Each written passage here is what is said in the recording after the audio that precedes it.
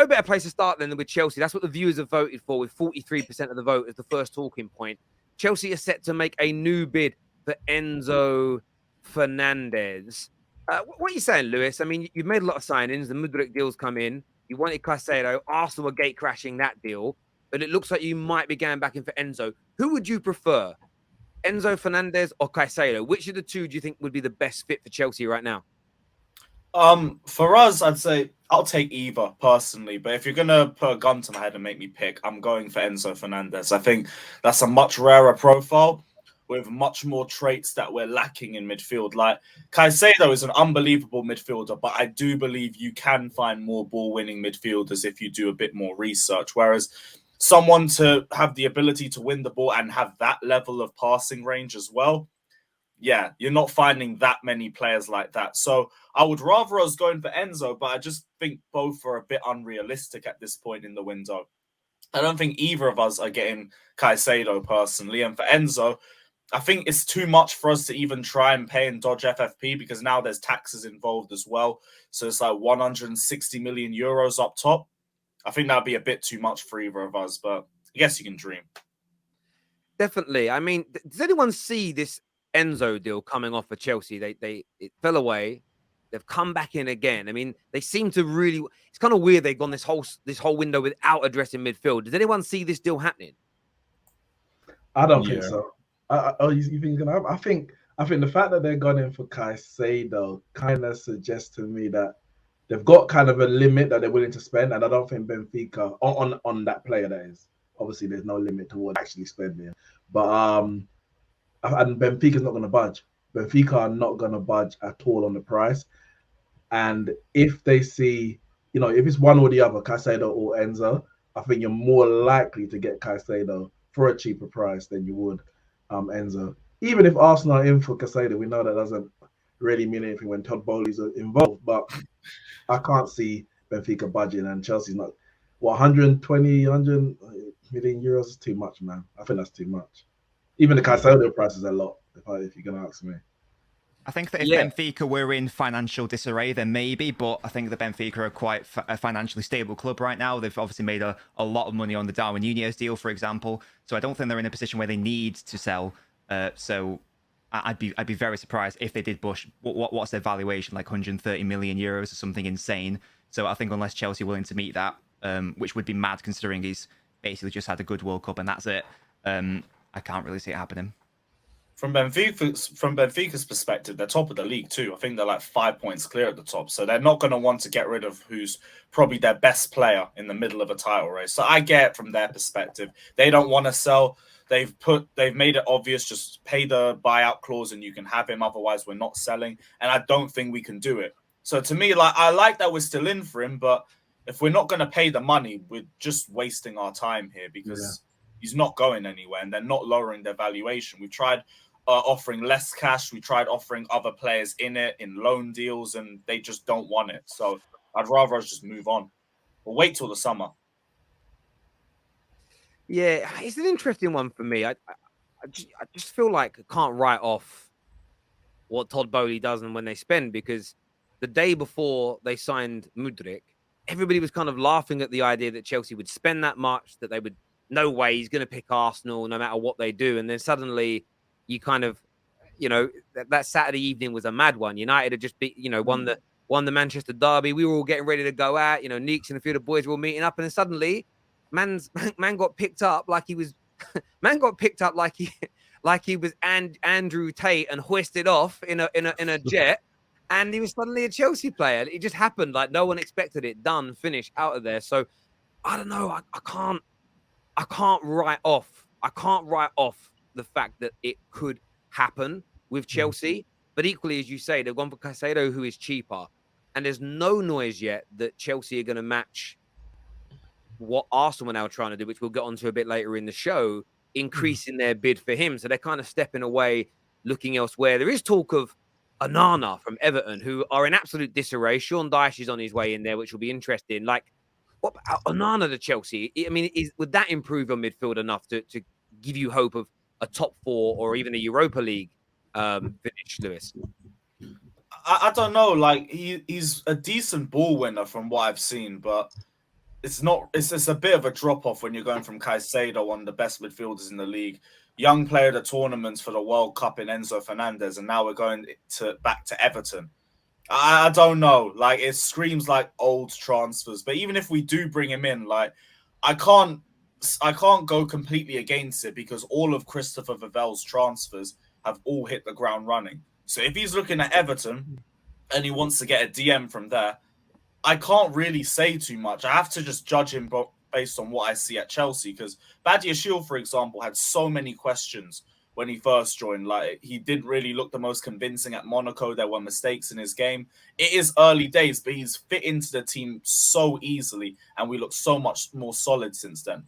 Maybe he would actually come in and improve us, but it doesn't really wow you. So I don't know. Like, I'd rather us just not panic buy and get someone in the summer. Like, our target says top 4. I don't think we're making top 4. So we don't necessarily have to rush with transfers. I think we've done more than enough work for right now that if we do ignore the midfield, fine. Just make sure you get the right midfielder in the summer.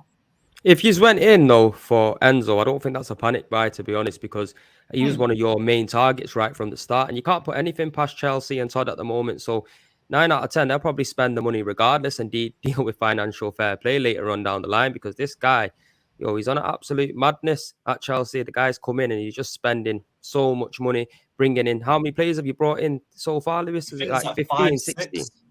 Oh, 5, 6. I thought it was a lot more than that. Do you know what I mean, bro? That's the way this guy's moving on. It's linked to every Tom, Dick, and Harry. It's unbelievable. But obviously, just responding back to what the fella said above me, I don't know what your name is. I do apologize, bro. But when you're talking about Caicedo going to Chelsea over Arsenal, it depends on the player. If the player wants to really challenge for the league and want to be in a position to win the league this season, there's only one option to look at, and that is Arsenal. It's just whether Arsenal will put the money down or not to go and get him. Obviously, we've been reports of a £60 million bid being rejected. There is talks that he will, maybe go in and put a higher offer in. But we're going to have to wait and see. I don't think it's a competition all right now with a team that's holding hands with Liverpool in 10th and 9th or the top of the tree. To be honest with you, bro. I'm not here to defend Chelsea. My name's Nick, by the way, Man United. I'm not here to defend Chelsea. But what I would say is that Chelsea's history when it comes to transfers, since Roman first joined, obviously now they've got a new owner, the positions of the clubs often don't determine where the player goes. So when you think Roman came in 2003, Arsenal and Man United were the 2 top teams. Arsenal went unbeaten in 2004, yet Chelsea, because of how much they were willing to pay for players in terms of the transfer fee, how much they're willing to give in terms of wages, they were able to sign multitude of players above even teams like Manchester United, for example. And then they did what they did. And I think, yes, in the last 20 years, they've been the most dominant team in England. But if we even talk about the Mudryk deal, for example, yes, granted, they got a deal agreed with Shakhtar that Arsenal didn't. But that also comes down to it. Yeah, the player might be willing. He might want to go to the team that's challenging for the league this season. But if Arsenal don't meet the price that Brighton want and Chelsea do, then the player's only got one choice to make.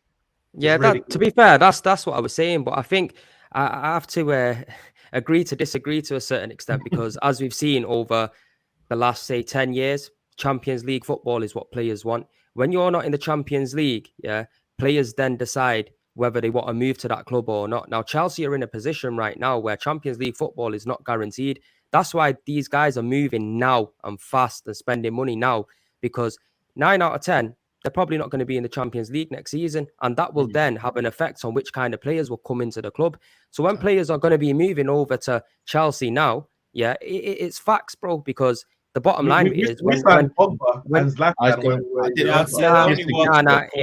it's facts. Most of the top players that are knocking around, they want to play in the Champions League. Now, if you got an option to play for a team that's in the Champions League, or that's going to look like they're playing in the Champions League, to a team that's not, I know which one's more attractive. And I think that you got to bear that in mind as well. And I think Caicedo as well, he's going to be looking at the situation. Like you said, it's just down to whether Arsenal can put the money down to clinch its signature, which personally, I can't really see it happening. I think they want a lot of money, and Brighton ain't going to try to let go of a few players in the same window.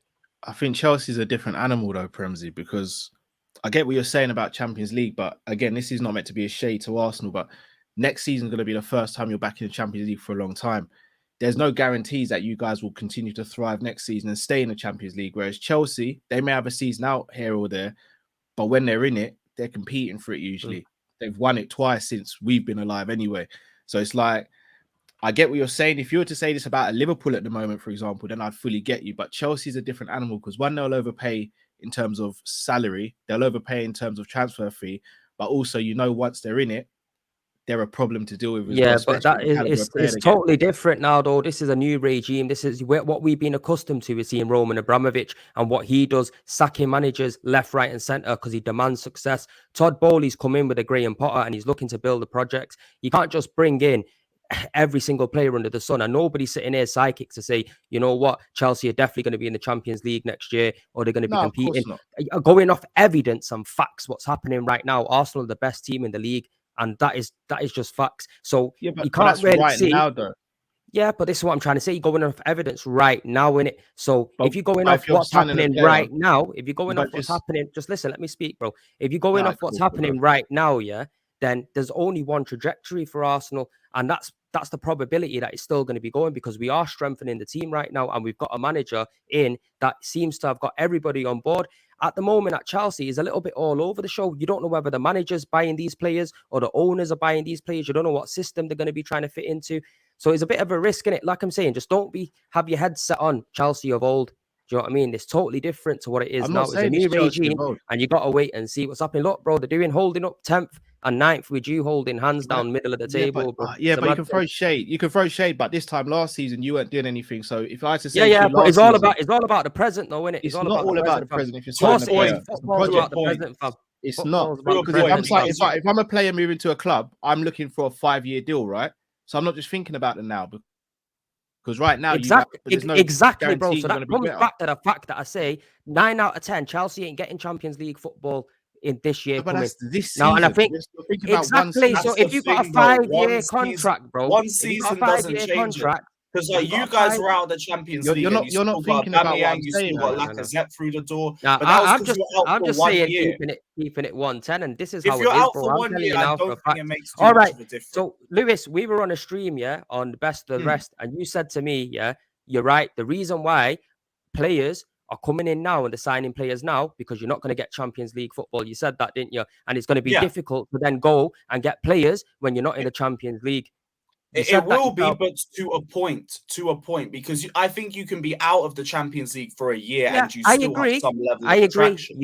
You can. But what I'm trying to say is Chelsea could win it this season. If you're competing with a team that are currently in the Champions League to a team that isn't, then you got to look at it. There's a bit more probability that they're going to want to go for the team that are currently playing in the Champions League, and that's just facts to me. Unless you're getting paid a ridiculous amount of money, you're completely written off with 1 year off. If you're out for like 2, 3, 4 years, then there's a pattern, and you look less attractive. If it's 1 year, I don't think so. It's all speculative based on the situation at the club and what the long-term prospects could be. Like we were 10th, we still brought in N'Golo Kante. We got David Luiz back from PSG. You guys, you got the likes of Lacazette, Aubameyang. Man United got the likes of Zlatan, Pogba. You guys can still get good players in spite of being out. I do agree, bro. I do agree with what you're saying as well at the same time. But I'm just looking at the Caicedo deal, and that's the deal that I'm looking at. Arsenal have got a good relationship with Brighton when it comes to players, and right now in the present, who is the most promising opposition to go to? Chelsea got a great relationship. In what way do you have a good relationship? Once again, they took their cook, they took their scout, they signed one player from Brighton. No, we signed Ben White, we signed Trossard, so we've signed 2 players from them. That doesn't mean you've got a good relationship. That just means you offered more money than anyone else. There's a super chat here that says exclusive. Todd Bowley is offered 200 million, 150k a week. Build Brighton a new pier with a comfy bench and bombs Brighton rivals Bournemouth and Southampton. Great show, an amazing panel as always. Thank you there, Guna Paul. Gareth also says Mudryk is a mercenary twerking for Arsenal, then trying to banter Arsenal after signing for Chelsea. Does he realise he signed for a mid-table mediocrity and no Champions League? Is what Gareth. No Champions League sounds like a certain club, but we move. Salty man right there. Salty man. We're gonna come